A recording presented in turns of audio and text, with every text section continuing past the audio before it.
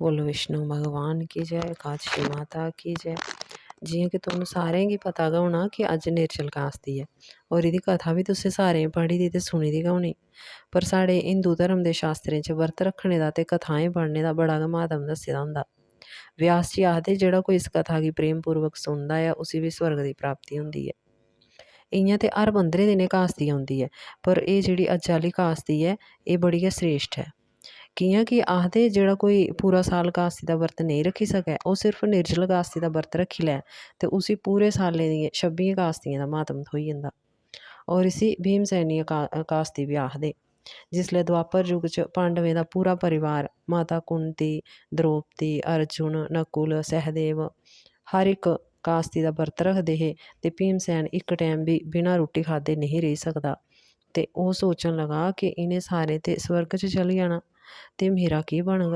ओह् नरक च जाना ते ओह् बी नहीं चांह्दा ते ओह् बेचारा इ'यां कंबन लगी पेआ भाई मेरा केह् बनग।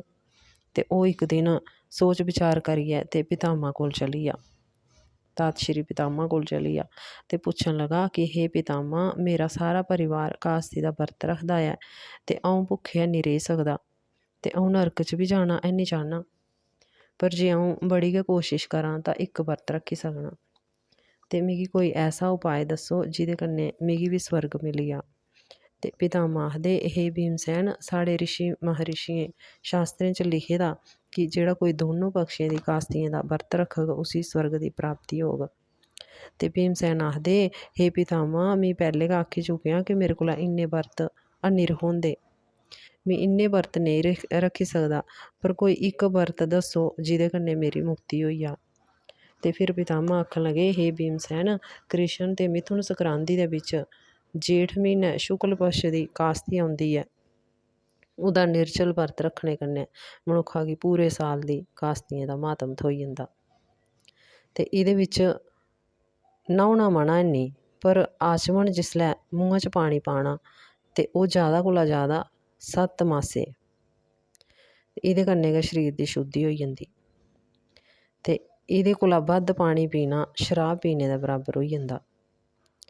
ते जेह्ड़ा कोई सूरज चढ़ने कोला लेइयै ते सूरज घरोने तक पानी नेईं पियै ते उसी 12 कास्तियें दे फल दी प्राप्ति होंदी।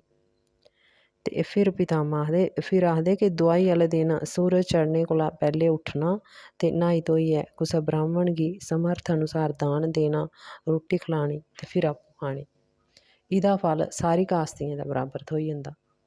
पितामा आखदे हे भीमसैन स्वयं भगवान ने अपने मूंहा मिगी सनाया हा कि इस कास्ती दा पुण्य सारे तीर्थ करने दे दान देने दे बराबर होंदा।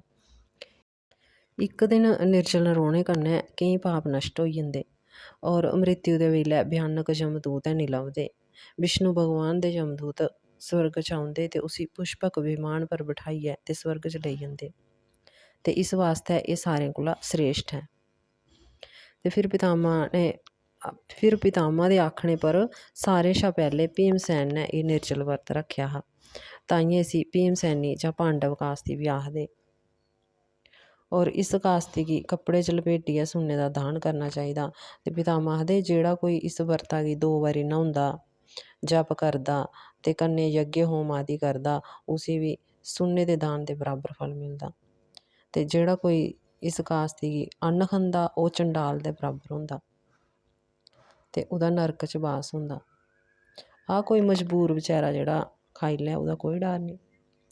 हे कुंती पुत्तर ब्रह्म त्यारे, शराब पीने आह्ले, चोरी करने आह्ले, गुरु कन्नै धरोह् करने आह्ले, झूठ बोलने आह्ले अगर एह् व्रत विधि विधान ते श्रद्धा पूर्वक रक्खन ते उ'नेंगी बी स्वर्ग दी प्राप्ति होंदी।